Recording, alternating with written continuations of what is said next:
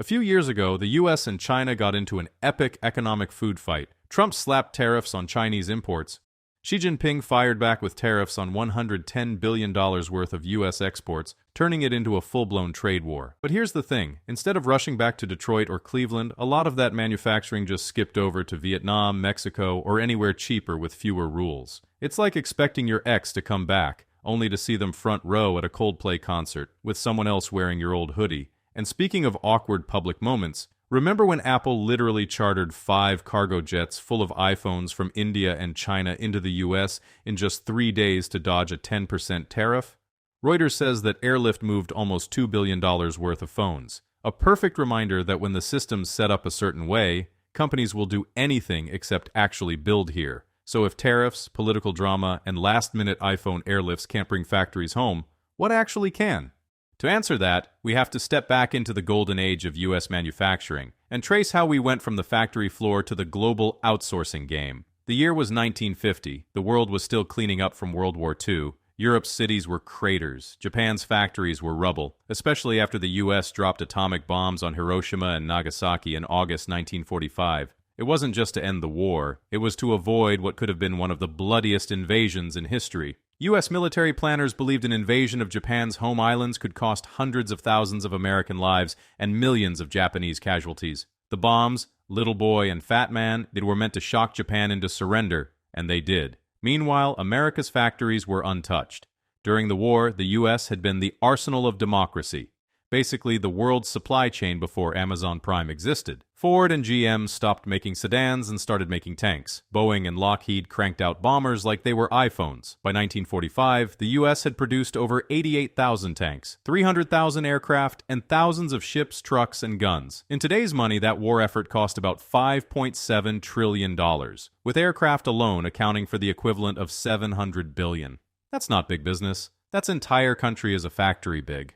And here's the thing. When the war ended, that production line didn't stop. It shifted. Tanks became cars. Warplanes became commercial aircraft. Assembly lines that once rolled out Jeeps for soldiers were now turning out fridges and TVs for baby boomers. According to the Bureau of Economic Analysis, manufacturing made up nearly 30% of U.S. GDP in the early 1950s. With Europe and Japan still rebuilding, America had the only fully intact industrial base among major powers, and domestic demand was booming. But nothing stays at the top forever. By the 1970s, cracks began to show. 2 oil crises sent fuel prices soaring, inflation cut into profits, and Japan, now rebuilt, started flooding the U.S. with cars and electronics that were cheaper, more efficient, and in many cases, just better. Toyota, Honda, and Sony became the cool new imports. American cars, let's just say they weren't at their best. Steel mills, textile factories, automakers all started losing ground. For the first time in decades, people were asking, can American industry still compete? Then came the 1980s and the first big wave of offshoring. American companies realized they could slash costs by moving production overseas to places where wages were a fraction of U.S. rates and regulations barely existed. General Electric, Levi's, RCA all began shifting jobs abroad. Wall Street loved it. Factory towns didn't. The Rust Belt entered the American vocabulary. Economists called it globalization. Workers called it something else.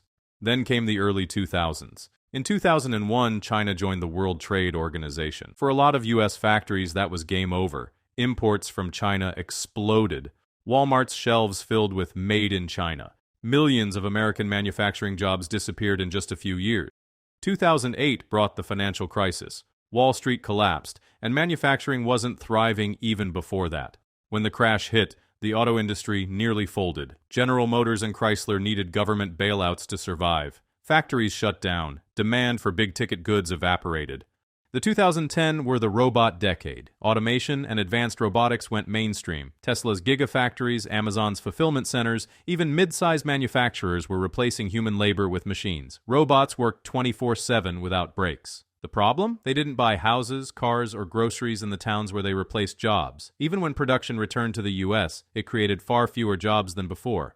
Then came 2020, the pandemic. Overnight, global supply chains fell apart. Mask shortages, chip shortages, even toilet paper became a luxury. The New York Times called it the most fragile moment for supply chains in modern history. Suddenly, reshoring was back in the political spotlight. Congress passed the CHIPS and Science Act, putting $39 billion into domestic semiconductor manufacturing. But reality hit quickly. Building in the U.S. was far more expensive, permits took too long, and skilled workers were hard to find. TSMC admitted it costs 4 to 5 times more to build in the U.S. than in Taiwan. The momentum slowed. A few big projects made headlines, but the manufacturing revival mostly stayed on campaign posters. And that leads to the big question: is the U.S. actually doomed when it comes to bringing manufacturing back? Before answering whether the U.S. is doomed, let's look at the problems. And they go way deeper than factories are expensive. Problem 1, labor costs. The Bureau of Labor Statistics says the average U.S. manufacturing worker makes over $25 an hour.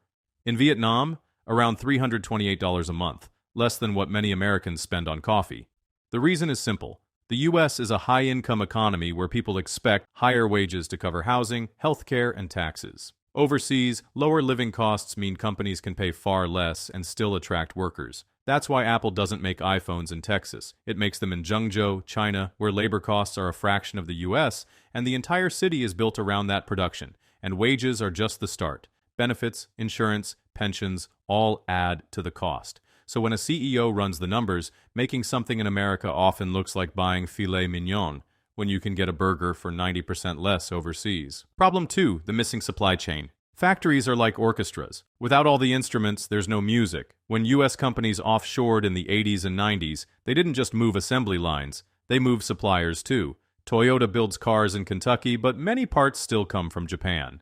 Boeing makes planes in Washington, but components arrive from Italy, Japan, and South Korea. Even if you open a new plant in Ohio, you might still be waiting on a $5 component from Shenzhen to finish the job. And the further suppliers are, the more vulnerable you are to port strikes, political tensions, or a ship getting stuck sideways in the Suez Canal, which actually happened in 2021 and froze billions in global trade for days. Problem 3, skills gap. For decades, Americans were told manufacturing is dying, go learn something else. They did, moving into services, tech, and finance instead. Now Deloitte and the Manufacturing Institute project that 2.1 million U.S. manufacturing jobs could go unfilled by 2030. Part of it is demographics. Older skilled workers retired, and younger generations see factory work as less attractive than careers in software or media. Problem 4, regulations and red tape. Building a factory in the U.S. can take years thanks to zoning battles, environmental reviews, and community pushback. These rules protect air, water, and neighborhoods, but they slow everything down. In Vietnam or Malaysia, approvals can take months, not years. That's why Samsung can decide to build a plant in Vietnam and have it running while a U.S. project is still buried in paperwork. Politics can slow things further. Local governments can block projects if voters oppose them. Remember Amazon's HQ2 collapse in New York? Same idea. Not every community wants a massive development in their backyard. Problem 5, global market realities. Many U.S. manufacturers don't primarily sell to Americans anymore.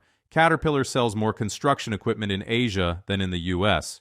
Apple sells more iPhones in China than in North America. If most of your customers are in Asia or Europe, it's faster and cheaper to make products closer to them. That's why GM builds Buicks in China for the Chinese market. Shipping from Asia to Asia is far quicker than shipping from the U.S. to Asia. So, is the U.S. really doomed when it comes to bringing manufacturing back?